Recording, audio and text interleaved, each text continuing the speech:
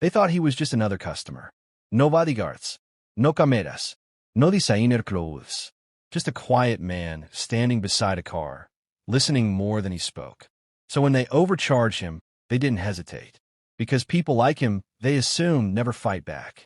What they didn't know was that the man they underestimated had conquered stadiums, silenced millions, and carried pressure heavier than any engine they had ever touched.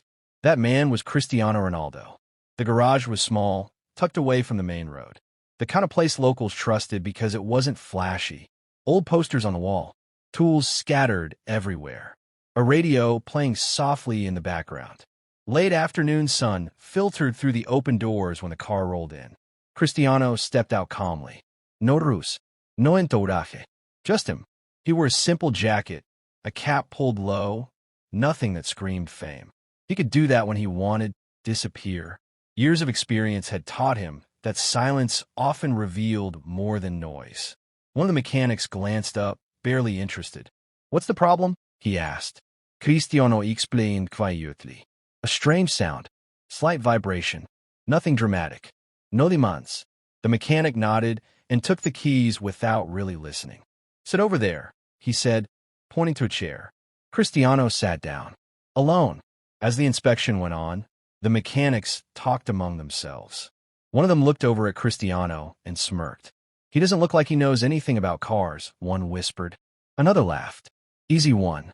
They hadn't recognized him. And that was exactly why this test mattered.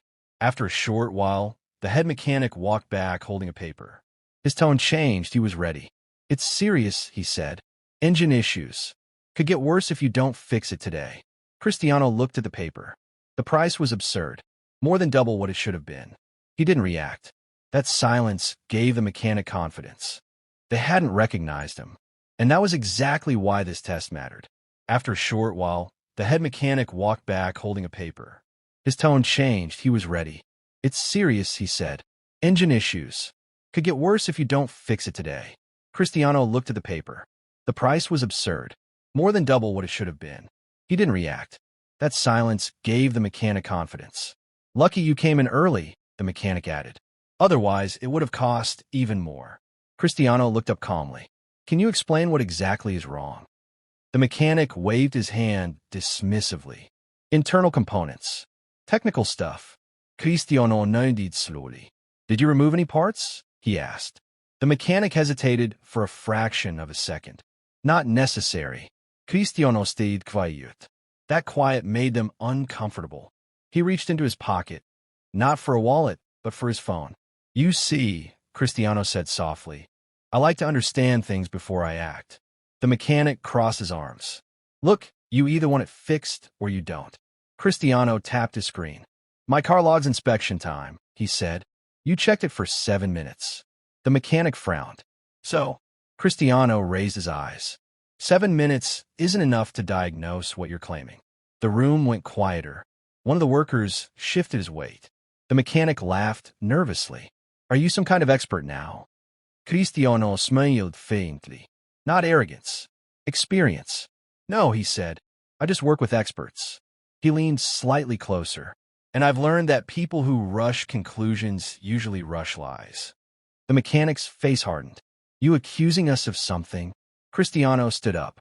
"I'm observing," he said. "There's a difference." The tension grew thick. Then the mechanic scoffed. "You don't look like someone who can afford to argue." Cristiano paused. That was the moment. "You're right," he said calmly. "I don't argue." He removed his cap. The room froze. One of the younger workers stared harder, his eyes widening. "Wait," he whispered. The mechanic squinted. Then his expression changed. "No way," he muttered. Cristiano spoke quietly, but every word landed. "My name is Cristiano," he said. "Most people know me as Cristiano Ronaldo." Silence. Pure, heavy silence. The mechanic's face drained of color. The man he had dismissed was one of the most recognized athletes on the planet. Cristiano didn't raise his voice. "I've played in front of 80,000 people who wanted me to fail," he continued. "I've been doubted, booed, underestimated my entire life." He looked around the garage. "This," he said, gesturing lightly, "is nothing." The mechanic stammered. Mr. Ronaldo, I didn't." Cristiano raised a hand gently. This isn't about recognition, he said. It's about integrity. He placed the paper back on the counter. Charge people fairly, he said, not based on how quiet they are. The mechanic tore the paper up quickly. There was a mistake, he said. We'll fix it.